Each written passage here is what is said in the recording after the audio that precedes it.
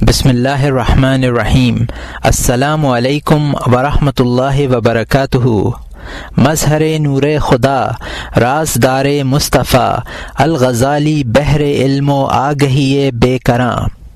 احیاء علوم الدین کی تیسری جلد جو کہ مہلکات کے بارے میں ہے، یعنی وہ روحانی بیماریاں جو کہ انسان کو تباہ کر دیتی ہیں، اس تیسری جلد کے خاتمے کے بعد کتاب کے اردو مترجم مولانا ندیم الواجدی نے نسخہ شفا کے عنوان سے امام غزالی کی مختصر کتاب ایھا الولد کے اردو ترجمے کو اس جلد کے آخر میں اس کی بے پناہ افادیت کے پیش نظر پیش کیا ہے۔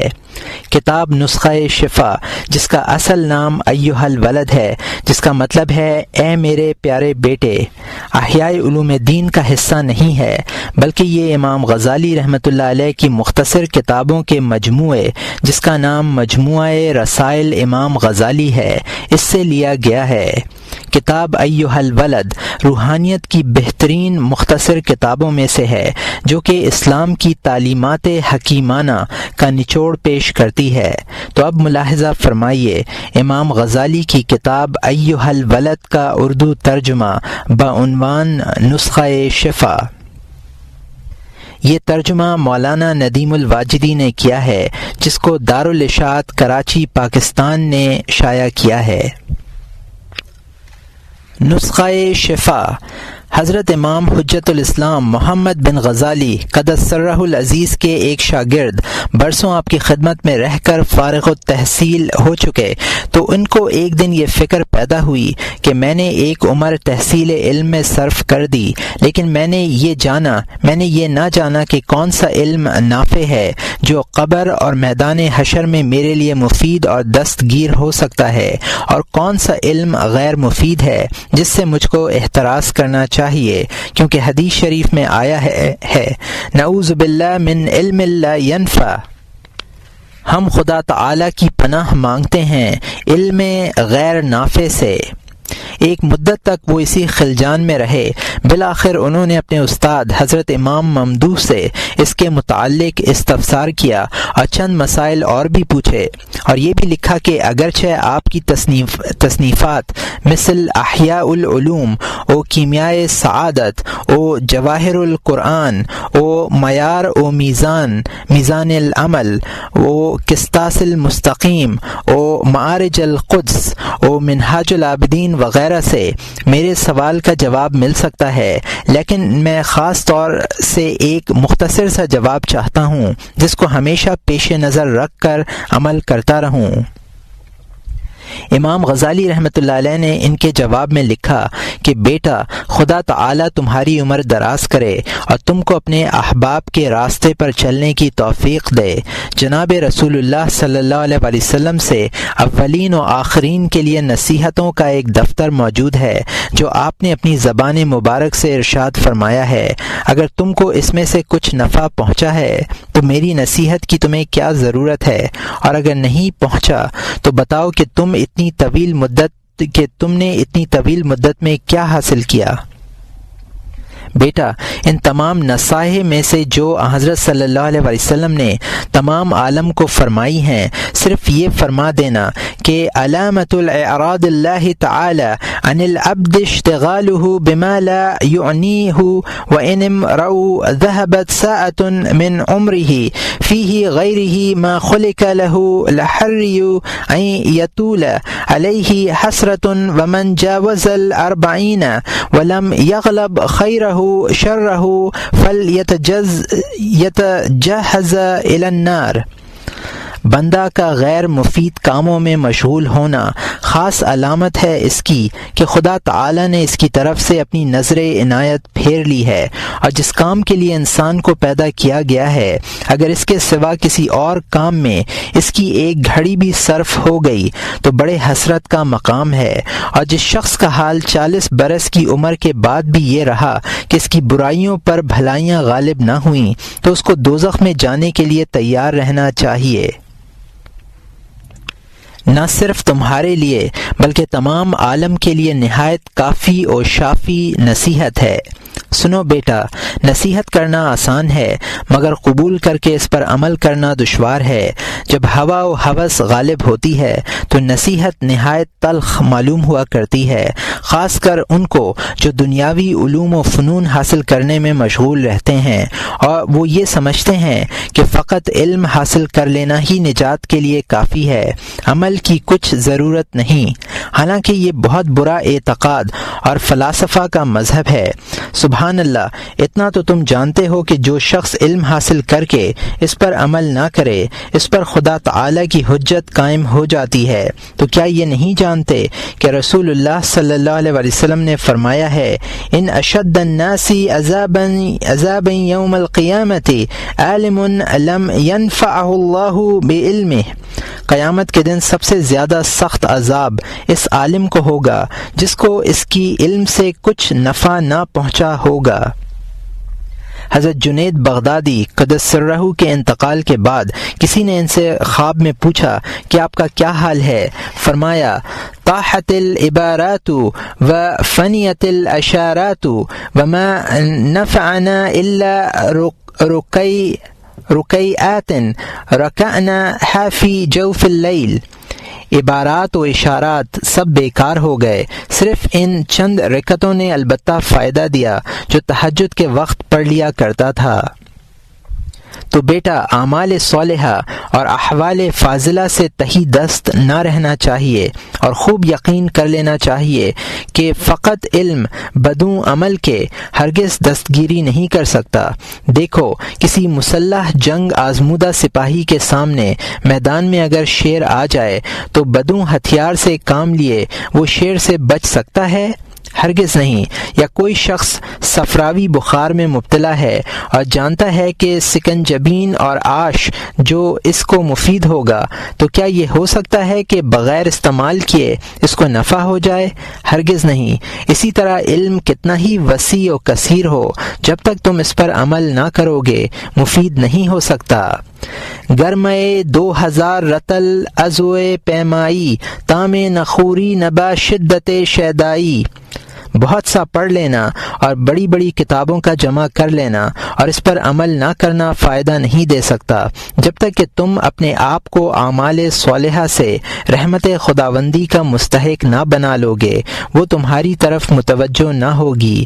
حق تعالی فرماتا ہے، لیس للانسان الا ما سعی، انسان کو بغیر سعی کے کچھ نہیں مل سکتا۔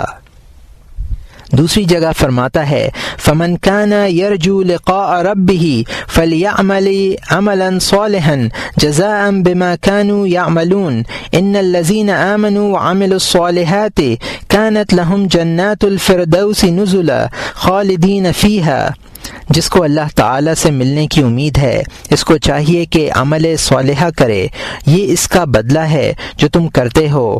جو لوگ ایمان لائے اور اعمال صالحہ کیے ان کے لیے جنات الفردوس ہیں، ہمیشہ ان میں رہیں گے۔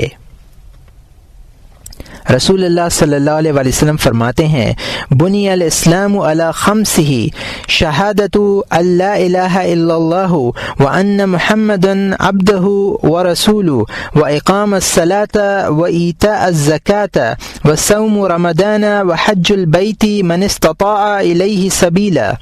اسلام کی بنیاد 5 چیزوں پر ہے۔ اول، اس بات کی گواہی دینا کہ سوائے خدا تعالی کے کوئی معبود برحق نہیں اور محمد اس کے بندے اور رسول ہیں۔ دوسرے، نماز پڑھنا۔ تیسرے، زکوٰۃ دینا۔ چوتھے، رمضان کے روزے رکھنا۔ پانچویں شرط استطاعت حج کرنا۔ دوسری جگہ فرماتے ہیں، الایمان اقرار باللسان و تصدیق بالجنان و عمل بالارکان۔ ایمان زبان سے اقرار کرنا اور دل سے تصدیق کرنا اور اعضاء سے عمل کرنا ہے۔ بالجملہ اعمال کی ضرورت بے شمار دلائل سے ثابت ہے۔ تم میری اس تقریر سے یہ نہ سمجھ لینا کہ نجات صرف عمل ہی پر منحصر ہے، خدا تعالی کے فضل و رحمت کی کچھ حاجت نہیں، العیاذ باللہ۔ میری غرض یہ ہے کہ بے شک بندہ خدا تعالی کے فضل و کرم سے ہی نجات پاتا ہے، مگر وہ جب تک اپنے آپ کو مستحق نہیں بنا لیتا رحمت الہی اس کی طرف متوجہ نہیں ہوتی، اور یہ بات میں اپنی طرف سے نہیں کہتا بلکہ خدا تعالی خود فرماتا ہے ان رحمت اللہ قریب من المحسنین، بے شک اللہ تعالی کی رحمت نیکوکاروں سے قریب ہے۔ اور جب رحمت الہی بندے تک نہ پہنچی تو بہشت میں اس کا داخل ہونا ناممکن۔ کوئی کہتا ہے کہ مجرد ایمان بہشت میں داخل ہونے کے لیے کافی ہے، میں بھی کہتا ہوں کہ بے شک کافی ہے، لیکن اس کو بہشت میں پہنچنے سے پہلے ہزاروں دشوار گزار گھاٹیوں کو طے کرنا پڑے گا، اور جب وہ بہشت میں پہنچے گا تو مفلس ہوگا۔ تم یقین جان لو کہ جب تک کام نہ کرو گے مزدوری نہیں مل سکتی۔ بنی اسرائیل میں ایک شخص بہت بڑا عابد و مخلص تھا، حق تعالی نے اس کے اخلاص کو فرشتوں پر ظاہر فرمانا چاہا تو ایک فرشتے کو اس کے پاس بھیج کر یہ کہلا دیا کہ میاں تم فضول محنت اور زحمت اٹھاتے ہو، تمہارے لیے تو دوزخ مقرر ہو چکی ہے۔ عابد نے یہ سن کر جواب دیا کہ میں تو فرض بندگی ادا کرتا ہوں اور کیے جاؤں گا، اب وہ جانے اور ان کی آقائی اور خداوندی۔ فرشتہ نے درگاہ رب العزت میں حاضر ہو کر عرض کیا کہ جو جواب اس نے دیا ہے اس سے حضور خود آگاہ ہیں۔ ارشاد ہوا کہ وہ کم حوصلہ ہو کر بھی ہم سے نہیں پھرتا تو ہم کریم ہو کر اس سے کیسے پھر سکتے ہیں؟ تم گواہ رہو کہ ہم نے اس کو بخش دیا۔ رسول اللہ صلی اللہ علیہ وسلم فرماتے ہیں حاسبوا قبل ان تحاسبوا ووزنوا قبل ان توزنوا، تم محاسبہ قیامت سے پہلے دنیا میں اپنا محاسبہ کر لو اور وزن اعمال سے پہلے ہی اپنے اعمال جانچ لو۔ امیر المومنین حضرت علی کرم اللہ وجہہ فرماتے ہیں من ظن انہ بدون الجہد یصل الى الجنۃ فہو متمنی ومن ظن انہ ببذل الجہد یصل فہو متعن، جس نے یہ گمان کیا کہ وہ بغیر کوشش کے جنت میں پہنچ جائے گا وہ ہوسکار ہے، اور جس نے یہ گمان کیا کہ وہ محض سعی اور کوشش ہی سے جنت میں پہنچ جائے گا وہ مشقت اور تعصب میں پڑا ہوا ہے۔ حضرت حسن بصری قدس سرہ فرماتے ہیں طلب الجنتی بلا عمل ذنب من الذنوب، بلا عمل جنت کی آرزو کرنا ایک طرح کا گناہ ہے۔ ایک بزرگ نے کیا اچھا فرمایا ہے الحقیقت ترک ملاحظۃ العمل لا ترک العمل، علم حقیقت یہ ہے کہ عمل کرے مگر اس پر فریفتہ نہ ہو، یہ نہیں کہ سرے سے عمل ہی چھوڑ بیٹھے۔ ان سب سے اچھا جناب رسول اللہ صلی اللہ علیہ وسلم فرماتے ہیں الکیس من دان نفسہ وعمل لما بعد الموت والاحمق من اتبع نفسہ ہواہا وتمنى علی اللہ، بڑا سمجھدار وہ ہے جس نے اپنے نفس کو متی اور منقاد بنا لیا، اور سخت احمق وہ ہے جو خود اپنے نفس و خواہش کا متی اور منقاد بن گیا اور پھر خدا تعالی سے بڑے بڑے انعام کی تمنا رکھنے لگا۔ اگر تم نے تحصیل علم میں اس لیے محنت شاقہ اٹھائی تھی کہ دنیاوی عزت و دولت حاصل ہو جائے تو تم پر افسوس اور پھر افسوس، اور اگر تہذیب اخلاق اور احیاء شریعت محمدی کے لیے برداشت کی تھی تو تم پر آفرین اور ہزار آفرین۔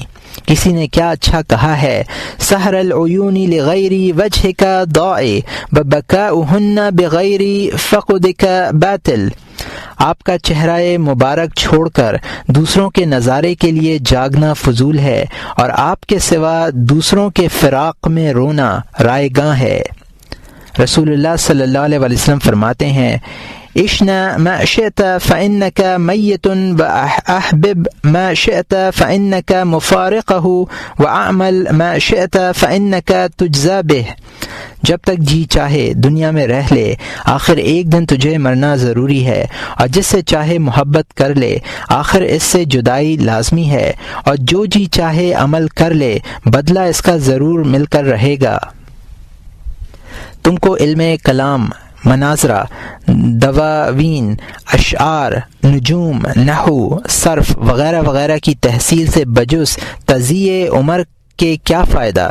بخدا میں نے انجیل میں پڑھا ہے کہ مردہ کو جنازے پر رکھنے سے طالب گور لے جانے تک حق تعالی آپ اس سے 40 سوال کرتا ہے، جس میں پہلا سوال یہ ہے عبدی قد طہرت منظر الخلق سنین فہل تحرت منظری ساعت، تو لوگوں کے دکھانے کو برسوں نہایت صاف ستھرا بنا رہا، لیکن میرے لیے بھی صاف ستھرا بنا تھا۔ اور وہ ہر روز تمہارے دل میں یہ کہتا ہے میں تصنع بغیری وانت بخیری، تجھے غیر سے کیا واسطہ ہے کہ تو سرتاپا میرے احسانوں میں ڈوبا ہوا ہے، لیکن تم بہرے ہو اس لیے اس آواز کو نہیں سنتے۔ سنو بیٹا، علم بے عمل دیوانگی ہے اور عمل بے علم بے گانگی ہے۔ جو علم آج تم کو گناہوں سے نہیں روکتا اور عبادت کی طرف متوجہ نہیں کرتا، یاد رکھو کہ وہ کل قیامت کے دن آتش دوزخ سے بھی تم کو نہیں بچا سکتا۔ اگر تم آج عمل کر کے عمر گزشتہ کی تلافی نہ کرو گے تو کل قیامت کے دن چلاؤ گے اور کہو گے فرجعنا نعمل صالحا، آپ ہم کو پھر دنیا میں لوٹا دیجئے تاکہ عمل صالح کریں۔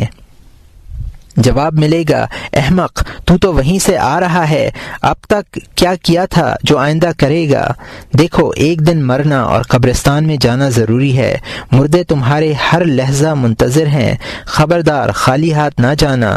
حضرت صدیق اکبر رضی اللہ عنہ فرماتے ہیں هذه الاجساد قفص الطیور او اسطبل الدواب، یہ بدن یا تو ہلکے پھلکے پرندوں کے پنجرے ہیں یا چار پایوں کے استبل۔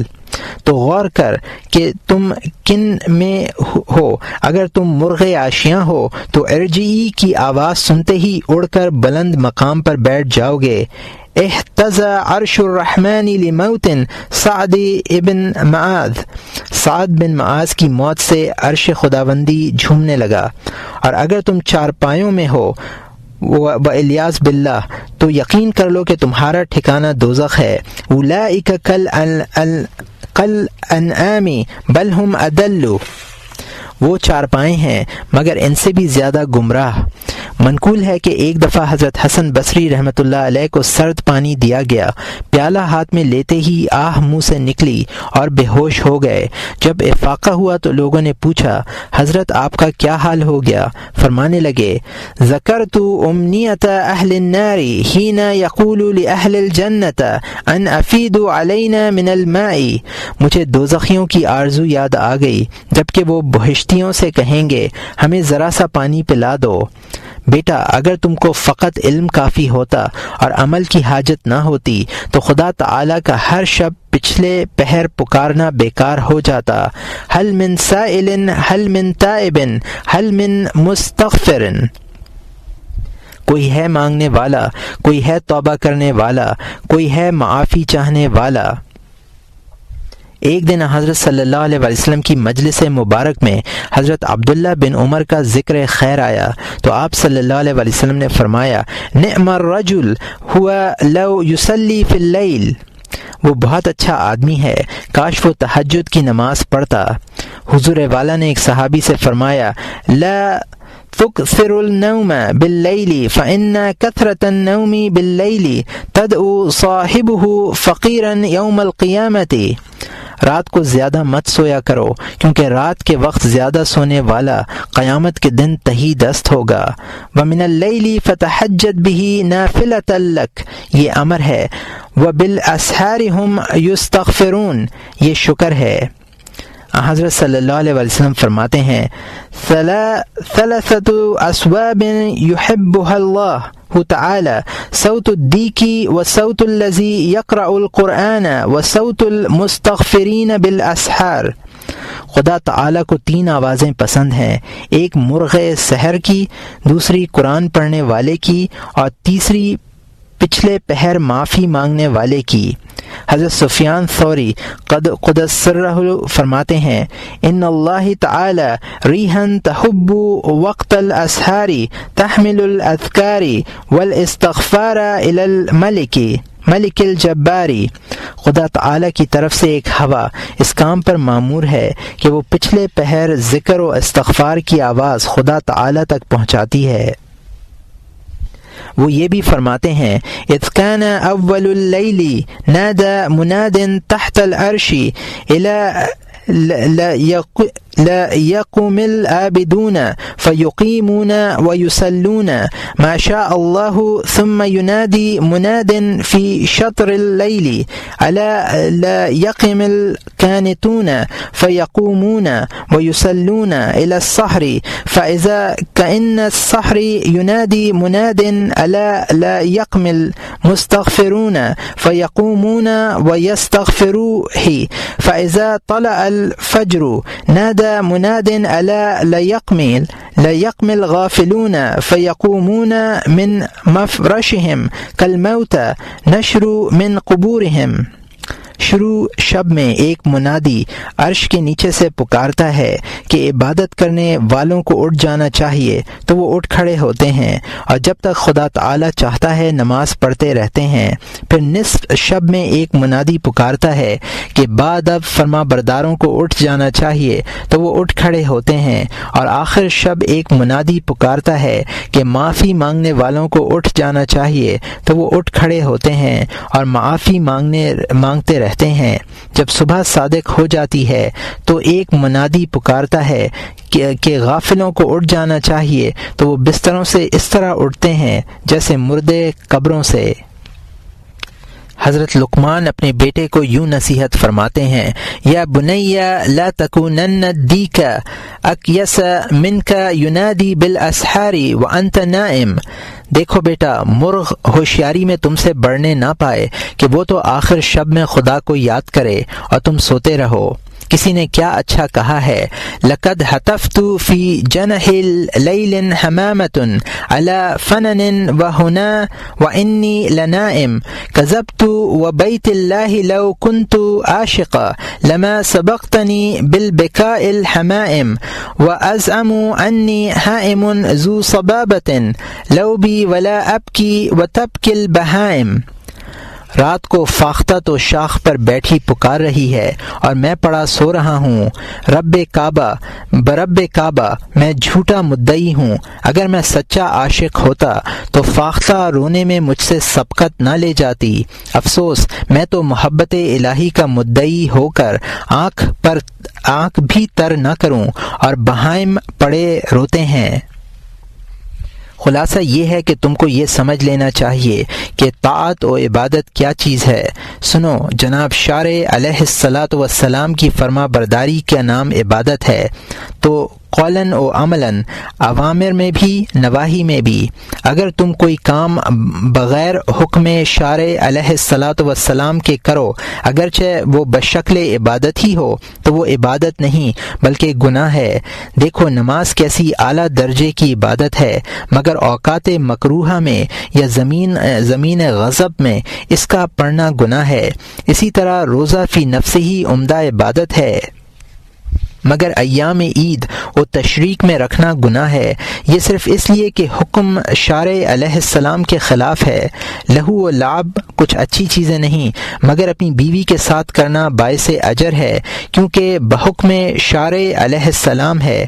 تو معلوم ہو گیا کہ عبادت کی حقیقت فرما برداری ہے، محض نماز روزہ، کیونکہ نماز روزہ بھی اسی وقت عبادت میں شمار ہوتا ہے جبکہ وہ بحکم شارع علیہ السلام ہو۔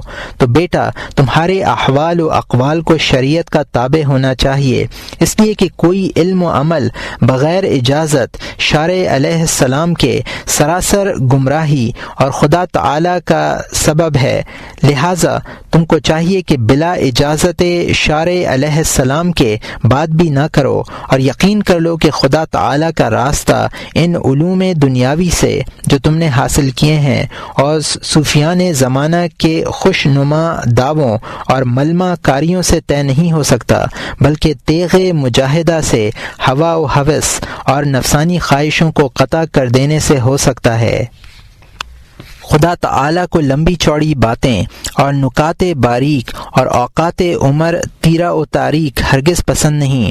زبان رواں اور شستہ اور دل غفلت و خواہش سے وابستہ بد نصیبی کی علامت ہے۔ جب تک نفس و خواہش مجاہدات قویہ سے مقہور و تابع شریعت نہ ہو جائیں، دل انوار معرفت سے زندہ نہیں ہو سکتا۔ تم نے چند مسئلے پوچھے ہیں، ان میں سے بعض تو ایسے ہیں جن کا جواب تحریر اور تقریر میں نہیں آ سکتا۔ جب اس مقام تک تم کو رسائی ہو جائے گی تو خود سمجھ لو گے، ورنہ ان کا جاننا محالات سے ہے، اس لیے کہ ان کو ذوق وجدان سے تعلق ہے، اور ایسی باتیں قید تحریر اور تقریر کی متحمل نہیں ہو سکتی۔ شیرینی اور تلخی اور لذت جمع کی کیفیت اگر کوئی کسی کو سمجھانا چاہے تو بجز اس کے کچھ نہیں کہہ سکتا کہ چکھ کر دیکھو۔ بائیں ہمہ جس قدر ان مسائل کے جواب میں کہا جا سکتا ہے وہ ہماری تصانیف میں موجود ہیں، یہاں بھی کچھ اشارے ہم بیان کرتے ہیں۔ تم نے پوچھا ہے کہ سالکان راہ خدا تعالی پر کیا واجب ہے، تو سنو۔ اول، اعتقاد پاک جس میں شائبہ بھی بدعت کا نہ ہو۔ دوسرے، سچی توبہ کہ پھر گناہوں کے پاس بھی نہ بھٹکے۔ تیسرے، تمام مخلوق سے خواہ وہ دوست ہوں یا دشمن ایسا معاملہ کرے کہ کسی کا حق اس پر نہ رہ جائے۔ چوتھے، علم شریعت سے اتنا حاصل کر لے جس سے جائز و ناجائز کا علم اس کو ہو جائے، اور باقی علوم سے اتنا جس کی اس کی نجات و خلاص میں دخل ہو۔ شیخ شبلی رحمۃ اللہ علیہ فرماتے ہیں کہ میں نے 400 استادوں کی خدمت میں رہ کر 1000 حدیثیں پڑھی ہیں، ان میں سے صرف ایک حدیث کو عمل کے واسطے منتخب کر لیا ہے، کیونکہ وہ ایک حدیث میری نجات و خلاص کے لیے کافی ہے، اور اولین و آخرین کے علوم اس میں مندرج ہیں۔ وہ حدیث یہ ہے: اعمل لدنیاک بقدر مقامک فیہا واعمل لآخرتک بقدر بقائک فیہا واعمل للہ بقدر حاجتک الیہ واعمل للنار بقدر صبرک علیہا۔ دنیا کے لیے اتنا کام کر جتنا تو اس میں رہے گا، اور آخرت کے لیے اتنا کام کر جتنا کہ تیرا رہنا وہاں مقدر ہے، اور اللہ کے واسطے اتنا کام کر جتنا کہ تو اس کا محتاج ہے، اور دوزخ کے لیے اتنا کام کر جتنا کہ تو اس کی تکلیف پر صبر کر سکتا ہے۔ تم کو اس حدیث سے معلوم ہو گیا ہوگا کہ تم کو بہت بڑا عالم متجر بننے کی ضرورت نہیں ہے، کیونکہ یہ فرض کفایہ ہے، فرض عین نہیں۔ اس حکایت کو غور سے سنو تاکہ تمہیں میرے کہنے کا یقین ہو جائے۔ حضرت شفیق بلخی رحمۃ اللہ علیہ نے ایک دن اپنے شاگرد و مرید حاتم اسم رحمۃ اللہ علیہ سے پوچھا، تم کتنی مدت سے میرے پاس رہتے ہو؟ عرض کیا کہ 33 برس سے۔ پوچھا کہ تم نے اس مدت میں کتنے علوم اور کیا کیا فائدے حاصل کیے؟ جواب دیا، صرف 8 فائدے، اور یہی علم حاصل کرنے کا نتیجہ ہے۔ فرمایا، انا للہ و انا الیہ راجعون، میں نے تو تمہاری تعلیم میں ایک عمر صرف کر دی اور تم نے صرف اتنا ہی حاصل کیا؟ حاتم نے عرض کیا، حضرت اگر آپ سچ پوچھتے ہیں تو میری تحصیل صرف اسی قدر ہے جو عرض کی، اور اس سے زیادہ حاصل کرنے کی مجھے خواہش بھی نہیں، کیونکہ مجھے یقین ہے کہ اسی قدر میری نجات کے لیے کافی ہے، اور اس سے زیادہ فضول۔ حضرت شفیق رحمۃ اللہ علیہ نے فرمایا، بیان تو کرو وہ 8 فائدے کیا کیا ہیں؟ کہا، اول یہ کہ میں نے دیکھا دنیا میں ہر شخص کو کوئی چیز محبوب و مرغوب ہوتی ہے، ان میں سے کوئی تو مرض الموت تک اس کا ساتھ دیتی ہے اور کوئی قبر تک۔ میں نے سوچ سمجھ کر ایسا محبوب پسند کیا جو مرنے کے بعد قبر میں بھی مونس غم گسار رہے، وہ تو عمل صالح ہے۔ حضرت شفیق نے فرمایا، احسنتا۔ دوسرا فائدہ یہ ہے کہ میں نے دنیا میں سب کو نفس و خواہش کا تابع دیکھا۔ جب یہ آیت شریفہ میری نظر سے گزری، وَأَمَّا مَنْ خَافَ مَقَامَ رَبِّهِ وَنَهَى النَّفْسَ عَنِ الْهَوَىٰ فَإِنَّ الْجَنَّةَ هِيَ الْمَأْوَىٰ، جو شخص اپنے پروردگار کے حضور میں کھڑے ہونے سے ڈرا اور نفس کو اس کی خواہش سے روکا تو پھر جنت ہی اس کا ٹھکانہ ہے۔ تو مجھے یقین ہو گیا کہ قرآن مجید سراسر حق ہے، بس میں نے نفس کو مجاہد کے شکنجے میں ایسا کھینچا کہ اس کے سارے بل نکل گئے، یہاں تک کہ وہ بے چون و چرا اطاعت حق میں مطمئن ہو گیا۔ حضرت شفیق بلخی رحمۃ اللہ علیہ نے فرمایا بارک اللہ علیک۔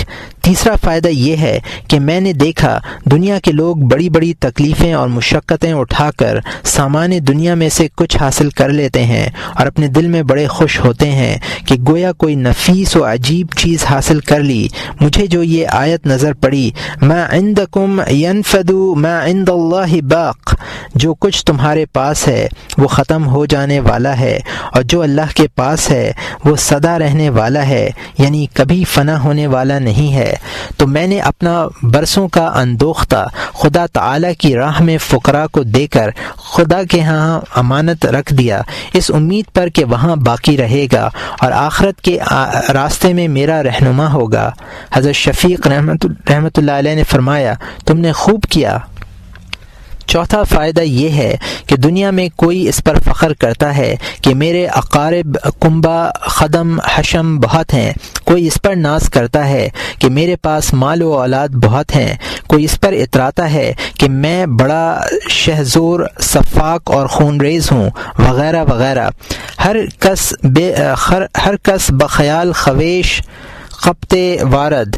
میں نے جو اس آیت کو پڑھا ان اکرمکم عند اللہ اتقاکم، یقیناً خدا تعالی کے نزدیک بڑا معزز وہی ہے جو سب سے زیادہ پرہیزگار ہے، تو یقین کر لیا کہ خدا تعالی کا فرمانا سچ ہے اور دنیا داروں کے خیالات سراسر خطا ہیں۔ بس میں نے تقوی اختیار کیا تاکہ مجھے حق تعالی کی درگاہ میں عزت حاصل ہو۔ حضرت شفیق رحمۃ اللہ علیہ نے فرمایا احسنتا۔ پانچواں فائدہ یہ ہے کہ میں نے بہت سے لوگوں کو از راہ حسد ایک دوسرے کو برائی کرتے دیکھا، کسی کو کسی کی جاہ و مرتبہ پر حسد ہے، کسی کو کسی کے علم و فضل پر۔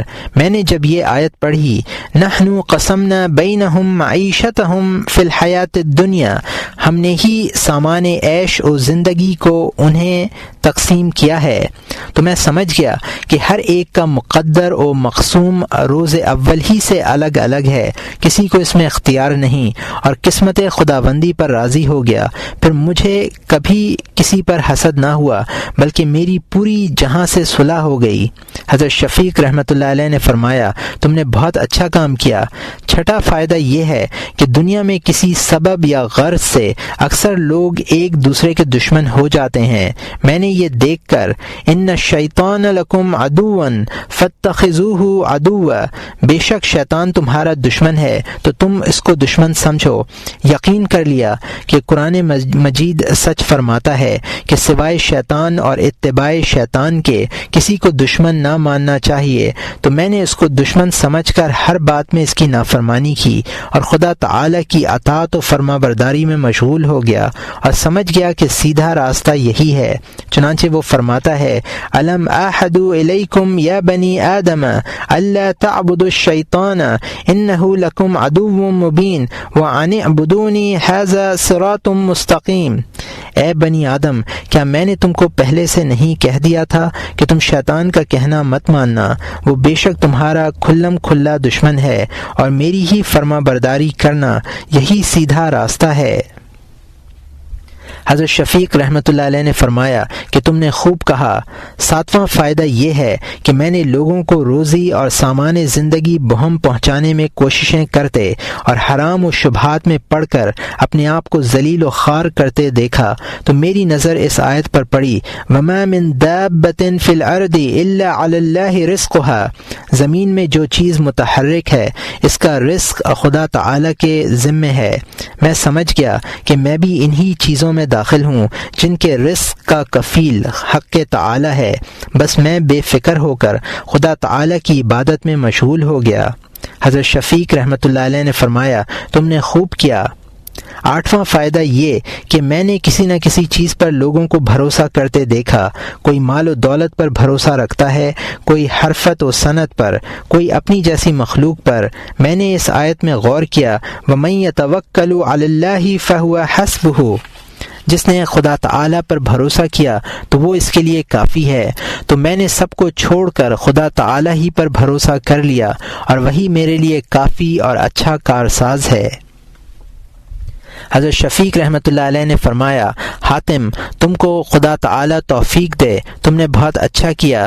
میں نے تورات و انجیل و زبور و فرقان کو دیکھا تو ان کی پند و نصائح کا بھی انہی 8 فائدوں پر مدار ہے۔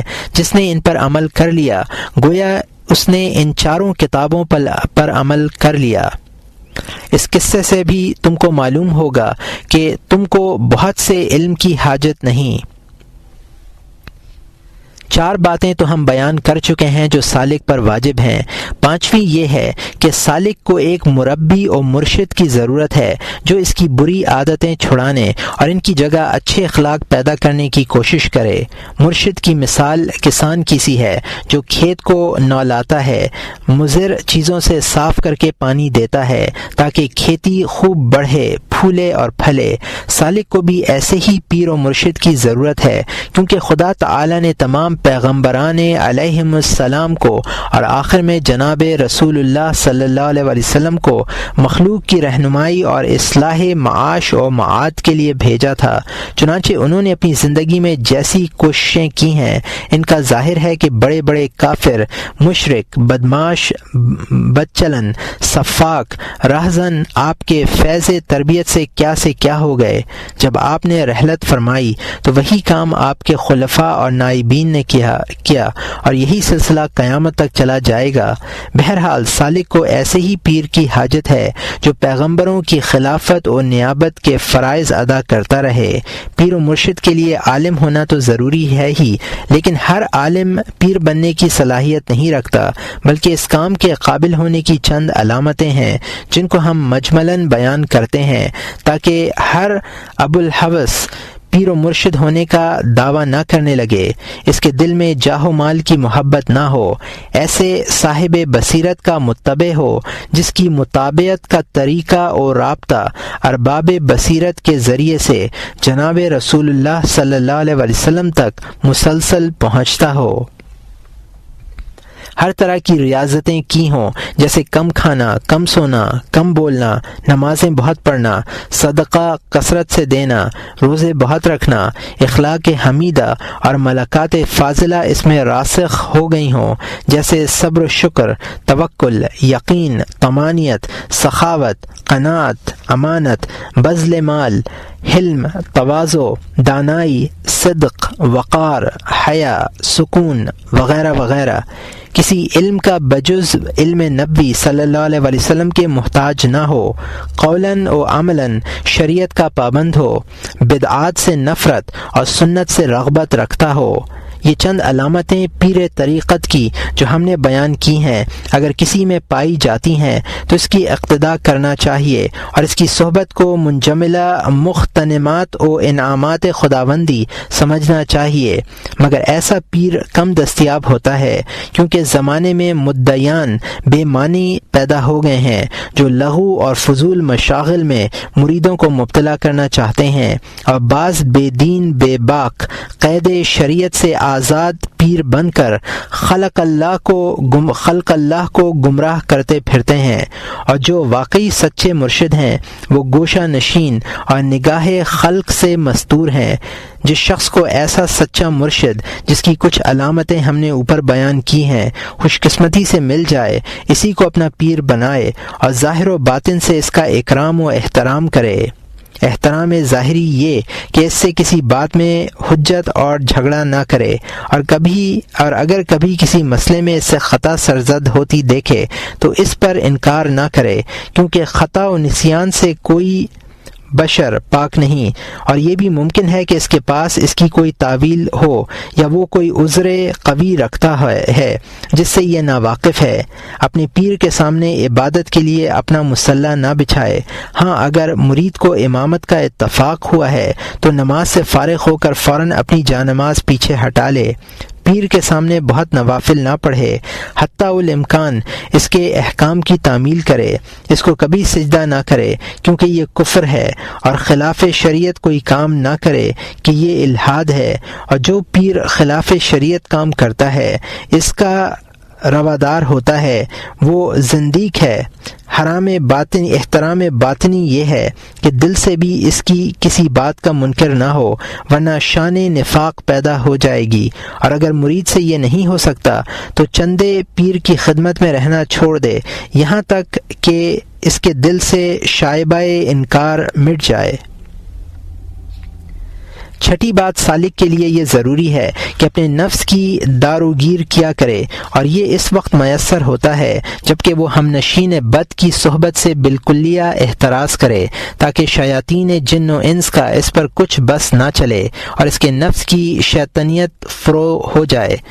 ساتواں یہ کہ ہر حال میں تونگری پر روشنی کو ترجیح دے کر اختیار کرے، کیونکہ اس سے دل کو محبت دنیا سے خالی رکھنا اصل اصول ہے، اور دنیاوی ساز و سامان کے ہوتے ہوئے محبت دنیا سے رہائی شاذ و نادر ہی کسی کو حاصل ہوتی ہے۔ اس کا علاج بجز اس کے کچھ نہیں کہ سرے سے اسباب دنیاوی ہی کو خیر بات کہہ دے، تاکہ دل محبت دنیا سے فارغ ہو جائے۔ یہ 7 چیزیں اس پر واجب ہیں جو راہ حق کا سالک و طالب ہے۔ تم نے پوچھا ہے کہ تصوف کیا چیز ہے، تو سنو، تصوف 2 چیزوں کا نام ہے، ایک خدا تعالی سے سچا معاملہ رکھنا، دوسرے مخلوق کے ساتھ نیکوکاری اور بردباری کرنا۔ جس میں یہ دونوں باتیں ہیں وہ سچا صوفی ہے۔ خدا تعالی کے ساتھ سچا معاملہ رکھنے کے معنی یہ ہیں کہ اپنی ہر قسم کی خواہش اور لذتوں کو اس کے حکم پر قربان کر دے، اور مخلوق سے نیکوکاری کرنے کے یہ معنی ہیں کہ کسی کو اپنے حسب خواہ بنانے کی کوشش نہ کرے، بلکہ خود ان سب کے حسب خواہ بنا رہے جب تک کہ ان کی خواہش خلاف شریعت نہ ہو، کیونکہ جو شخص خلاف شریعت کرتا ہے یا شریعت سے راضی ہوتا ہے وہ ہرگز صوفی نہیں ہے، اور اگر مدعی تصوف ہے تو جھوٹا ہے۔ تم نے پوچھا ہے کہ بندگی کسے کہتے ہیں، تو سنو، بندگی 3 چیزوں کا نام ہے۔ اول، احکام شریعت کا لحاظ رکھنا تا امکان بندہ کہ کوئی حرکت و سکون خلاف شرع نہ ہونے پائے۔ دوسرے، قضاء و قدر، قسمت خداوندی پر راضی ہونا کہ ہر چہ ساقی ما ریخت عین الطاف است، تیرے اپنے اختیار و خواہش کو چھوڑ کر خدا تعالی کے اختیار و خواہش پر رضامند ہونا۔ تم نے پوچھا ہے کہ توکل کیا چیز ہے، تو سمجھو، توکل اسے کہتے ہیں کہ بندے کو خدا تعالی کے وعدوں پر وثوق کامل اور یقین کلی پیدا ہو جائے، یعنی تم اس میں اس امر کا اعتقاد راسخ ہو جائے کہ جو چیز تمہاری قسمت میں ہے وہ ضرور تم کو ملے گی، اگرچہ سارا جہان اس کے خلاف ہو جائے، اور جو چیز تمہارے مقسوم میں نہیں ہے ہرگز کبھی تم کو نہیں مل سکتی، اگرچہ سارا جہاں تمہارے ساتھ مل کر کوشش کرے۔ اس سے کوئی یہ نہ سمجھ جائے کہ اسباب ظاہری محض بیکار ہیں۔ وما خلقنا السماوات والارض وما بینہما باطلا ذلک ظن الذین کفروا، ہم نے آسمانوں اور زمینوں کو اور ان دونوں کے درمیان کی چیزوں کو عبث اور بیکار نہیں پیدا کیا، یہ ان لوگوں کا گمان ہے جو حکمت خداوندی کے منکر ہیں۔ بلکہ امام صاحب رحمۃ اللہ علیہ کا یہ مدعا ہے کہ انسان دنیاوی اور دینی امور میں اسباب ظاہری پر کاربند تو رہے مگر ان کو کسی درجہ بھی مستقل مؤثر نہ سمجھے۔ مثلا خدا تعالی کا وعدہ، ان الذین آمنوا وعملوا الصالحات كانت لهم جنات الفردوس نزلا، بے شک جو لوگ ایمان لائے اور اعمال صالحہ کیے ان کے لیے قیامت کے دن جنات فردوس ہیں۔ تو بندے کو اس وعدہ خداوندی پر پورا اعتماد و وثوق کر کے ایمان کو کامل اور اعمال کو صالح بنانے کی کوشش کرنی چاہیے۔ یا مثلا حق تعالی وعدہ فرماتا ہے، والذین جاہدوا فینا لنہدینہم سبلنا، جن لوگوں نے ہماری راہ میں کوشش کی ہے ہم ضرور ان کی رہنمائی کریں گے۔ تو بندے کو اس وعدے پر کامل یقین کر کے مجاہدہ اور سعی کرنی چاہیے۔ یہ نہیں چاہیے کہ ہاتھ پر ہاتھ رکھ کر بیٹھ جائے اور جنت و ہدایت کی طمع خام دل میں پکاتا ہے۔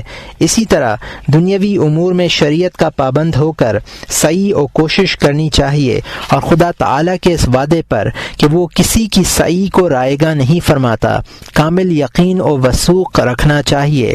اسی مضمون کو مولانا رحمۃ اللہ علیہ نے یوں ادا کیا ہے: بر توکل زانو اشترند۔ چنانچہ صفحات گزشتہ میں جناب رسول اللہ صلی اللہ علیہ وسلم کی حدیث اور حضرت علی کرم اللہ وجہہ کا قول مرقوم ہو چکا ہے، اور یہ مترجم کا حاشیہ تھا جو کہ ختم ہوا ہے۔ تم نے پوچھا ہے کہ اخلاص کس کو کہتے ہیں، تو سنو، اخلاص یہ ہے کہ تمہارے سب کام خاص خدا تعالی کے واسطے ہوں۔ جو کام بھی تم کرو اس میں تمہارا دل مخلوق کی مدح و ثنا کی طرف ذرا بھی مائل نہ ہو، اور ان کی ناپسندیدگی سے تمہارے دل میں کچھ پسمردگی پیدا نہ ہو۔ سنو، ریا مخلوق کو بڑا اور مؤثر سمجھنے سے پیدا ہوا کرتی ہے۔ اس کا علاج یہ ہے کہ تم تمام عالم کو خدا تعالی کے ہاتھ میں مسخر و مجبور مثل جمادات کے سمجھو۔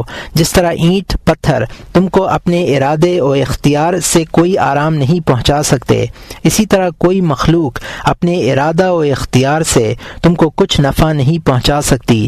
جب تک تم مخلوق کو قادر و مرید سمجھتے رہو گے، مرض ریا سے کبھی نجات نہیں پا سکتے۔ تمہارے باقی سوالات میں بعض تو ایسے ہیں جن کا جواب تم کو ہماری تصانیف سے بخوبی مل جائے گا، اور بعض ایسے ہیں جن کا جواب لکھ دینا ناجائز ہے۔ جس قدر تم کو معلوم ہو چکا ہے اس پر عمل کیے جاؤ، انشاءاللہ تعالی وہ بھی تم کو مکشوف ہو جائے گا جو تم اس وقت نہیں جانتے۔ اس کے بعد اگر تمہیں کوئی مشکل پیش آئے تو سوائے زبان دل کے مجھ سے نہ پوچھنا۔ وَلَوْ أَنَّهُمْ صَبَرُوا حَتَّى تَخْرُجُوا إِلَيْهِمْ لَكَانَ خَيْرًا لَهُمْ، اور اگر وہ تمہارے باہر آنے تک صبر کرتے ہیں تو ان کے حق میں بہتر ہوتا۔ حضرت خضر علیہ السلام کی نصیحت قبول کرو۔ فلا تسألنی عن شیء حتی احدث لک منہ ذکرا، تم مجھ سے کوئی بات مت پوچھنا یہاں تک کہ میں ہی تم سے اس کا ذکر شروع کر دوں۔ جلدی مت کرو، جب وقت آئے گا خود تم سے کہہ دیں گے بلکہ دکھا دیں گے۔ سأریکم آیاتی فلا تستعجلون، ہم قریب تر تم کو اپنی نشانیاں دکھائیں گے تو تم ہم سے جلدی کی خواہش مت کرو۔ قبل از وقت مت پوچھنا، جب واصل ہو جاؤ گے خود دیکھ لو گے، لیکن اس کا یقین کر لو کہ بغیر راہ پیمائی کے وصول اور مشاہدہ ناممکن ہے۔ اولم یسیروا فی الارض فینظروا، کیا وہ زمین میں نہیں چلے پھرے تاکہ وہ دیکھ لیتے؟ بیٹا، خدا کی قسم اگر راہ روی کرو گے تو عجائبات دیکھو گے۔ ہر منزل میں جان توڑ کوشش کرو، کیونکہ بغیر ایسی کوشش کے کامیاب نہیں ہو سکتے۔ حضرت ذوالنون مصری رحمۃ اللہ علیہ نے اپنے ایک شاگرد سے کیا اچھا فرمایا ہے: ان قدرت على بذل الروح فتعالى وإلا فلا تشتغل بطرحات الصوفية والقالة، اگر تم اس راستے میں جان تک قربان کر دینے پر قدرت رکھتے ہو تو آؤ، ورنہ صوفیوں کی دلخوش باتوں میں مصروف نہ ہو۔ قصہ مختصر، تم کو 8 باتوں کی نصیحت کرتا ہوں، 4 ان میں سے کرنے کی ہیں اور 4 نہ کرنے کی، تاکہ تمہارا علم قیامت کے روز تمہارے مقابلے میں مدعی بن کر نہ کھڑا ہو جائے۔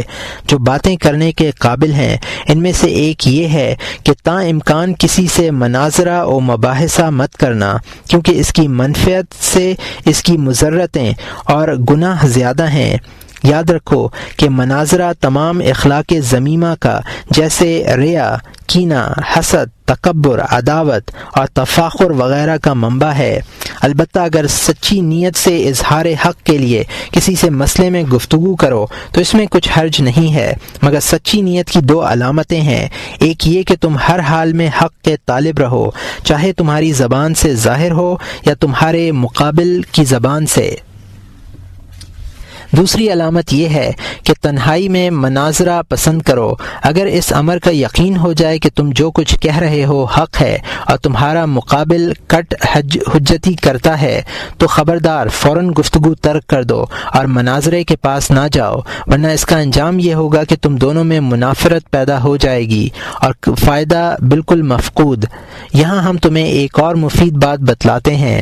دیکھو، مشکل باتوں کا علماء سے پوچھنا ایسا ہی ہے جیسے مریض کا طبیب سے دوا پوچھنا اور ان باتوں کا جواب دینا ایسا ہی ہے جیسے طبیب کا علاج کرنا۔ تو جتنے بے علم ہیں سب کے سب بیمار ہیں، علماء طبیب ہیں، مگر عالم ناقص طبیب نہیں ہو سکتا۔ طبیب کامل اسی بیمار پر ہاتھ ڈالتا ہے جس کے بچنے کی امید ہوتی ہے، اور جہاں کہیں وہ طبیعت کو مغلوب اور مرض کو غالب پاتا ہے اس کے علاج میں اپنا وقت ضائع نہیں کرتا۔ اسی طرح مرض جہل کی 4 قسمیں ہیں جن میں سے 3 علاج پذیر نہیں اور 1 علاج پذیر ہے۔ اول، جو شخص از راہ حسد تم سے سوال و اعتراض کرتا ہے اور حسد کو تم جانتے ہو کیسا لا علاج مرض ہے، تو تم اس کو جس قدر عمدہ اور واضح جواب دو گے اسی قدر اس کا غصہ اور کینہ بڑھتا جائے گا۔ کسی نے کیا اچھا کہا ہے، کل العداوت قد ترجی ازالتها الا عداوت من عاداک من حسد۔ ہر قسم کی دشمنی کا ازالہ ہو سکتا ہے مگر جو عداوت از راہ حسد و رشک ہوتی ہے اس کے ازالے کی امید نہیں۔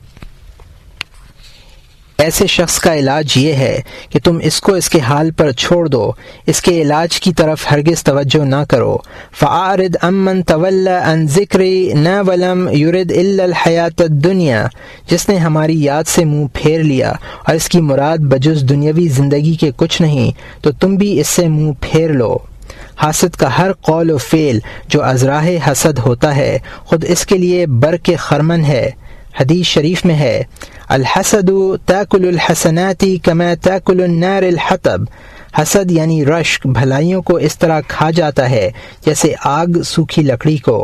دوسرا، وہ جاہل جس کا جہل بوجہ حماقت کے ہوتا ہے، جو 2-4 کتابیں پڑھ کر ہمچو من دیگرے نیست کا دم بھرنے لگتا ہے، اور بڑے بڑے علماء پر جن کی تمام علمی مشاغل میں گزر گئی جن کی عمر تمام علمی مشاغل میں گزر گئی اعتراض کرتا ہے، اور وہ اتنا بھی نہیں سمجھتا کہ میری کیا حقیقت ہے، اور جن علماء پر اعتراض کرتا ہوں وہ کیسے بلند پایا ہیں، تو تم ایسے احمق کا بھی جواب مت دو بلکہ اس سے منہ پھیر لو۔ حضرت عیسیٰ علیہ السلام نے فرمایا ہے کہ میں نے مردہ کو تو زندہ کر دیا مگر احمق کی اصلاح نہ کر سکا۔ تیسرا، وہ طالب حق ہے جو بغیر استفادہ بزرگان دین کے اقوال کے معنی پوچھتا ہے، اور باوجود اس کے کہ وہ بلند اور فہم حقائق سے اس کا ذہن قاصر ہے، اپنے قصور فہم سے بھی لا علم ہے۔ ایسے کے سمجھانے کی طرف متوجہ نہ ہونا چاہیے، کیونکہ جناب رسول اللہ صلی اللہ علیہ وسلم نے فرمایا ہے، نحن معاشر الانبیاء امرنا ان نتکلم الناس علی قدر عقولہم۔ ہم گروہ انبیاء کو یہ حکم دیا گیا ہے کہ لوگوں کی عقول کا اندازہ کر کے ان سے بات کیا کریں۔ یہ مریض بھی لا علاج ہے۔ چوتھا، وہ طالب حق جو نہایت ذکی، ذہین اور سچے دل سے صراط مستقیم کا طالب ہے۔ شہوت، حسد، حب مال و جاہ سے اس کا دل پاک ہے۔ تم سے کوئی سوال کرے تو اس کا جواب دینا اور پوری طرح سمجھا دینا مناسب بلکہ ضروری ہے، اور یہی ایک مرض جہل ہے جو علاج پذیر ہے۔ دوسری بات جو کرنے کے قابل ہے کہ تم واعظ گوئی سے بچنا، مگر اس وقت جب کہ تم خود پورے عامل بن جاؤ۔ اس خطاب سے ڈرتے رہو۔ خدا تعالی کی طرف سے حضرت عیسیٰ علیہ السلام کو ہوا تھا، یا ابنی مریم عزو نفسک فإن تعزت فاعظ الناس فإلا فاستحی منی۔ اے ابن مریم، تم اپنے نفس کو نصیحت کرو، جب وہ نصیحت پذیر ہو جائے تو لوگوں کو نصیحت کرو، ورنہ مجھ سے شرم کرو۔ اور اگر ایسا اتفاق پڑ جائے کہ تمہیں واعظ کہنا ہی پڑے تو 2 باتوں سے ضرور بچنا، ایک بتکلف مقفع و مسجع عبارات بولنے، اور خوشنما اشارات، دل خوش کن اشعار و بیانات پڑھنے سے، کیونکہ خدا تعالی تکلف کرنے والوں کو پسند نہیں کرتا، اور جب رفتہ رفتہ تکلف حد سے بڑھ جاتا ہے تو یہ علامت ہوتی ہے خرابی باطن اور غفلت دل کی۔ واعظ اس کو کہتے ہیں کہ آخرت کے مصائب کو اور اس تقصیر کو جو خدا تعالی کی طاعت و خدمت میں لوگوں سے واقع ہوتی ہے یاد دلاؤ، عمر گزشتہ کی خرابی، راہ آخرت کی دشوار گزاری سے ڈراؤ تاکہ ایمان محفوظ رہے، ملک الموت کے قبض روح سے اور منکر و نکیر کے سوال قیامت اور اس کے ہولناک واقعات سے محاسبہ و وزن عمل سے پلے صراط سے گزرنے، دوزخ اور اس کی مصائب و تکالیف سے ڈراؤ اور سامعین کے عیوب سے ان کو مطلع کرو تاکہ متاثر ہوں اور برباد شدہ عمر پر حسرت کر کے تلافی مافات کریں۔ یہ ہے اصلی واعظ۔ دیکھو، اگر کسی کے گھر کی طرف سیلاب آ رہا ہے اور وہ یقین کرتا ہے کہ کوئی دم میں زن و فرزند، مال و اسباب کا سب اس میں بہہ جائے گا، تو کیا وہ ایسے وقت میں سوچ کر مخفی مسجع عبارت بولے گا، یا بے تکلف جس طرح ممکن ہوگا چلائے گا، پکار کر کہے گا کہ گھر والو بھاگو بھاگو، سیلاب آ گیا؟ بس واعظ اسی طرح بے تکلف خود ڈر کر اور دوسروں کو ڈرانے کی غرض سے کہنا چاہیے۔ دوسری بات قابل احتراز یہ ہے کہ واعظ کہتے وقت اس کا خیال نہ رکھنا کہ تمہاری مجلس میں کتنے چیختے چلاتے ہیں، کتنے روتے اور ہائے وادیلا مچاتے ہیں، کتنے بے خود ہو کر کپڑے پھاڑتے ہیں تاکہ لوگ تمہاری تعریفیں کریں کہ فلاں مولوی صاحب نہایت دل گداز واعظ کہتے ہیں۔ یہ خوشامد غفلت سے پیدا ہوتی ہے، اور غفلت ہی وہ چیز ہے جو بندے کو خدا تعالی سے دور پھینک دیتی ہے۔ بلکہ تم کو واعظ کے وقت یہ خیال رکھنا چاہیے کہ لوگوں کو دنیا سے آخرت کی طرف، معصیت سے طاعت کی طرف، غفلت سے بیداری کی طرف، غرور سے تقوی کی طرف بلاؤ۔ وہ باتیں کرو جن سے سننے والوں کو تقوی اور عبادت کی طرف رغبت پیدا ہو۔ اس کو خوب غور سے دیکھو کہ حاضرین و سامعین میں کون سی باتیں شریعت اور رضائے حق تعالی کے خلاف ہیں، اور کیا کیا اعمال و اخلاق بد ہیں جو ان میں کثیر الوجود ہیں۔ ان باتوں کو خوب سمجھ کر ان کی اصلاح کرو اور ان سے نفرت دلاؤ جن پر خوف غالب ہے۔ ان کو سنت کی طرف بلاؤ جن کے معاملات از قسم بیع و شرع وغیرہ خراب ہیں، ان کو صحیح طریقے بتلاؤ۔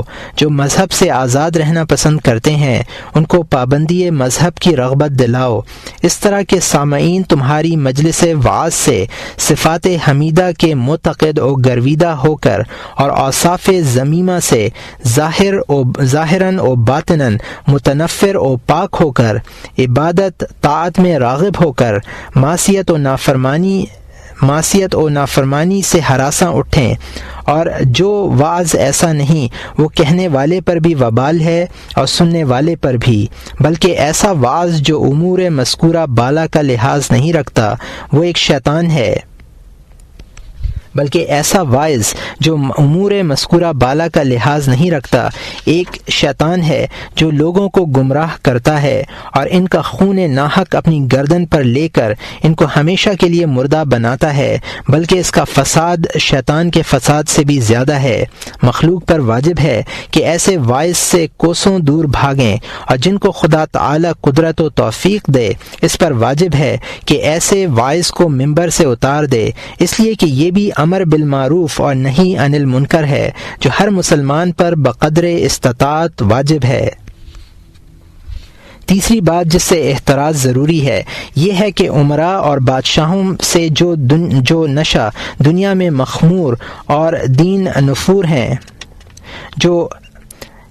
تیسری بات جس سے احتراز ضروری ہے یہ ہے کہ عمراء اور بادشاہوں سے جو نشہ دنیا میں مخمور اور دین نفور ہیں میل جول نہ رکھنا، بلکہ ان کو دیکھنا بھی نہیں، کیونکہ اس میں بڑی بڑی آفتیں ہیں۔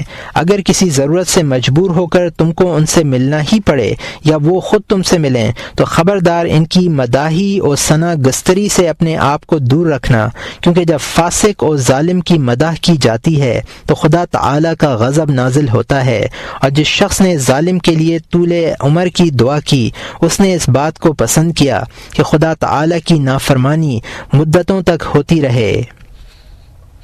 چوتھے یہ کہ ان کا کوئی ہدیہ اور تحفہ قبول نہ کرنا، اگرچہ تم جانتے ہو کہ انہوں نے حلال کمائی سے تم کو دیا ہے، اس لیے کہ ان کے مال کی طمع رکھنا فساد دین کا سبب ہے۔ اس سے مداحنت اور ان کے ساتھ مراعات و محبت اور ان کے ظلم و فسق کے ساتھ موافقت تمہارے دل میں پیدا ہو جائے گی، اور یہ سب باتیں دین کو برباد کر دینے والی ہیں۔ کم سے کم تم اس مضرت سے تو بچ ہی نہیں سکتے کہ ان کے ساتھ میل جول رکھنے سے تمہارے دل میں ان کی محبت ہو جائے گی، اور محبت کا تقاضا یہ ہوگا کہ تم ان کی عمر درازی کی تمنا کرو گے، اور ایسی تمنا در حقیقت فسق و فجور کے زیادہ اور عالم کے برباد ہونے کی تمنا ہے، جس سے بدتر کوئی تمنا اور خواہش نہیں ہو سکتی۔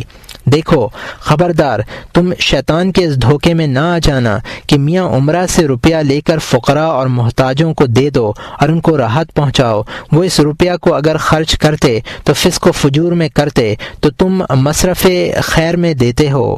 یہ شیطان کا بڑا بھاری فریب ہے جس سے وہ تم کو اپنے جال میں پھنساتا ہے۔ اس طریق سے اس نے بہت لوگوں کو تباہ و گمراہ کیا ہے۔ اس میں جتنی آفتیں ہیں وہ مفصلاً احیاء العلوم میں لکھ دی گئی ہیں، اس میں دیکھ لو۔ یہ 4 چیزیں ہیں جن سے تم کو احتراز کرنا ضروری ہے۔ اب ہم وہ 4 باتیں بیان کرتے ہیں جو کرنے کے قابل ہیں۔ پہلی بات یہ ہے کہ تم خدا تعالی کے ساتھ ایسا معاملہ کرو جیسا کہ تم اپنے غلام سے اپنے ساتھ کرانا چاہتے ہو، یعنی جس قسم کی باتیں تم اپنے غلام سے پسند کرتے ہو اور اس پر خوش ہوتے ہو، ویسے ہی خدا تعالی کے ساتھ کرو، اور جس قسم کے افعال و اعمال تم اپنے غلام سے پسند نہیں کرتے وہ خدا تعالی کے حضور میں بھی مت کرو۔ حالانکہ یہ کھلی بات ہے کہ غلام در حقیقت تمہارا بندہ نہیں بلکہ تمہارا زر خرید ہے، اور تم واقعی خدا تعالی کے بندے ہو کیونکہ وہ تمہارا خالق ہے اور تم اس کی مخلوق ہو۔ تو خدا تعالی کے حقوق سے اور تمہارے فرائض غلام کے فرائض سے لاکھوں کروڑوں گنا زیادہ ہیں۔ دوسری بات یہ ہے کہ تم مخلوق کے ساتھ وہی معاملہ کرو جو ان سے اپنے حق میں پسند کرتے ہو۔ حدیث شریف میں آیا ہے کہ آدمی اس وقت کامل الایمان ہوتا ہے جبکہ وہ تمام مخلوق کے لیے وہی پسند کرے جو اپنے لیے پسند کرتا ہے۔ تیسری بات یہ ہے کہ علم کا مطالعہ کیا کرو کہ کون سے علم کا اس کا انتخاب اس طرح ہو سکتا ہے کہ مثلا اگر تم کو یہ بتلا دیا جائے کہ تمہاری زندگی میں صرف 1 ہفتہ باقی ہے تو ایسے وقت تم کون سے علم کا مطالعہ کرو گے؟ ظاہر ہے کہ تم وہ علم منتخب کرو گے جو مرتے وقت اور مرنے کے بعد تمہاری فریاد رسی کر سکے۔ تو ایسا علم نہ صرف و نحو ہے، نہ طب و ریاضی وغیرہ ہے، بلکہ وہ علم اپنے دل کے حالات کا جاننا اور اپنی صفات کا پہچاننا ہے، اور اس کو کے دنیاوی اور اخلاق ذمیمہ سے پاک کرنے اور خدا تعالی کی محبت اور اپنے اندر اخلاق حسنہ پیدا کرنے اور عبادت میں مشغول ہونے کا علم ہے۔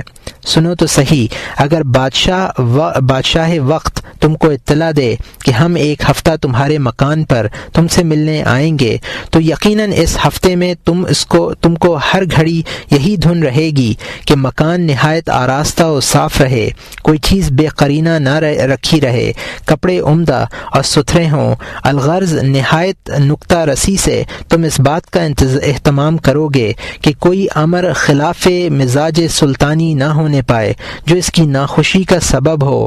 تو اسی طرح تم کو اپنی 5 روزہ زندگی بھی اسی دھن میں بسر کرنی چاہیے کہ مرنے کے بعد اللہ تعالیٰ کے حضور میں کسی وجہ سے تم کو شرمندہ ہونا نہ پڑے۔ اب تم خود سوچ سمجھ لو کہ میں نے تم سے شروع سے آخر تک کیا کہا۔ ماشاء اللہ سمجھدار اور عاقل ہو، اور عاقل کے لیے ایک اشارہ کافی ہے۔ رسول اللہ صلی اللہ علیہ وسلم فرماتے ہیں، ان اللہ لا ينظر الى صوركم ولا الى اعمالكم ولكن ينظر الى قلوبكم ونیاتكم۔ حق تعالی اعمال کو بغیر اخلاص نیت کے اور صورتوں کو بغیر درستی کے منظور نہیں فرماتا۔ اگر تم احوال قلب جاننا چاہتے ہو تو ہماری کتاب احیاء العلوم کو پڑھو۔ یہ علم سب مسلمانوں پر فرض عین ہے اور باقی علوم فرض کفایہ۔ مگر ان باقی میں بھی اتنا علم فرض عین ہے جس کے جاننے سے احکام خداوندی کی صحیح تعمیل ہو سکے۔ چوتھی بات کرنے کی یہ ہے کہ اپنے عیال کے لیے 1 سال کا سامان کرو، جیسا کہ رسول اللہ صلی اللہ علیہ وسلم اپنی ازواج مطہرات کے لیے کیا کرتے تھے۔ ان میں بھی حضرت عائشہ رضی اللہ عنہا کو چونکہ قوت یقین کامل حاصل تھی، اس لیے ان کے لیے نہ 1 دن کا سامان مہیا فرماتے نہ 1 سال کا۔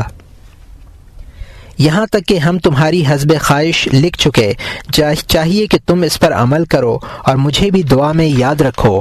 تم نے مجھ سے یہ بھی درخواست کی ہے کہ کوئی دعا تم کو بتلاؤں، تو بیٹا احادیث صحیحہ میں ہر قسم کی دعائیں کثرت سے موجود ہیں، اور اہل بیت رضی اللہ تعالی عنہم کے طریق میں بھی بہت سی دعائیں ہیں۔ وہ تمہارے لیے بلکہ ہر مسلمان کے لیے کافی ہیں۔ ایک دعا میں بھی بتلاتا ہوں، اس کو خاص کر نماز کے بعد پڑھ لیا کرو۔ اللہم انی اسألک من النعمت تمامها ومن العصمت دوامها ومن الرحمت شمولها ومن العافیت حصولها ومن العیش ارغدا ومن العمر اسعدا ومن الإحسان اتمه ومن الانعام اعمه ومن الفضل اعذبه ومن اللطف اقربه ومن العمل اصلحه ومن العلم نفعه ومن الرزق اوسعه اللهم كن لنا ولا تكن علينا اللهم اختم بالسعادة اجالنا وحقق بالزيادة اعمالنا واقرن بالعافية غدونا واصالنا واجعل إلى رحمتك مصيرنا ومالنا واسبب سجال عفوك على ذنوبك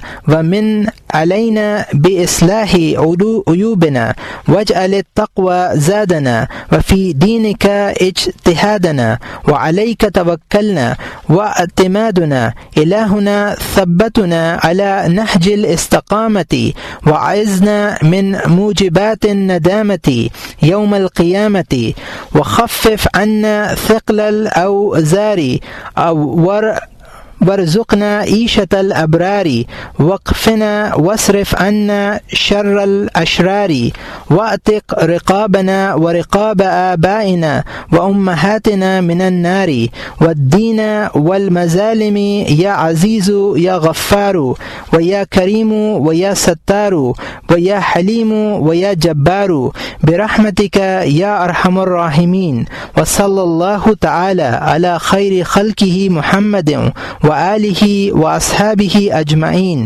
والحمد للہ رب العالمین۔ اے اللہ، میں آپ سے نعمت کاملہ مانگتا ہوں اور دائمی پاک دامنی اور رحمت شاملہ اور حصول عافیت اور خوش دلی کی زندگی اور خوش نصیبی کی عمر اور احسان تام اور انعام عام اور نہایت شیریں فضل اور بہت قریب مہربانی اور عمل بہت اچھا اور علم نہایت نافع اور رزق بہت وسیع۔ اے اللہ، آپ ہمارے موافق رہیے اور مخالف نہ رہیے۔ اے اللہ، ہماری زندگیوں کو نیک بختی کے ساتھ ختم کیجیے اور ہمارے اعمال کثیرہ ٹھیک فرما دیجیے اور ہماری صبح و شام کو عافیت سے مقرون کر دیجیے اور ہمارا مرجع و مال اپنی رحمت کی طرف کر دیجیے اور ہمارے گناہوں پر عفو کا پانی بہا دیجیے اور اصلاح عیوب کر کے ہم کو ممنون فرما دیجیے اور پرہیزگاری کو ہمارا زاد راہ بنا دیجیے اور ہماری کوشش کو اپنے دین ہی میں مصروف رکھیے اور ہمارا توکل و اعتماد قائم رکھیے۔ اے ہمارے معبود، آپ ہم کو استقامت کے طریقے پر ثابت قدم رکھیے اور قیامت کے دن موجبات ندامت سے ہم کو پناہ دیجیے اور ہمارے گناہوں کا بوجھ ہلکا کر دیجیے اور ہم کو نیکوکاروں کی سی زندگی نصیب کیجیے اور آپ ہمارے لیے کافی ہو جائیے اور بدکاروں کی بدی ہم سے پھیریے اور ہماری گردنوں کو اور ہماری ماں باپ کی گردنوں کو آگ سے اور قرض سے اور مظالم سے بری کر دیجیے۔ اے بڑی عزت والے، اے بڑے بخشنے والے، اے عظمت والے، اے بڑے پردہ پوش، اے بڑے بردبار، اے شکستہ دلوں کو درست کرنے والے، اپنی رحمت سے اے بڑے رحم کرنے والے، اور خدا تعالی کی رحمت نازل ہو اس کے برگزیدہ ترین خلق محمد صلی اللہ علیہ وسلم پر اور ان کی اولاد و اصحاب پر، سب پر، اور سب تعریفیں خدا تعالی کے لیے ہی ہیں جو تمام عالم کا پالنے والا ہے۔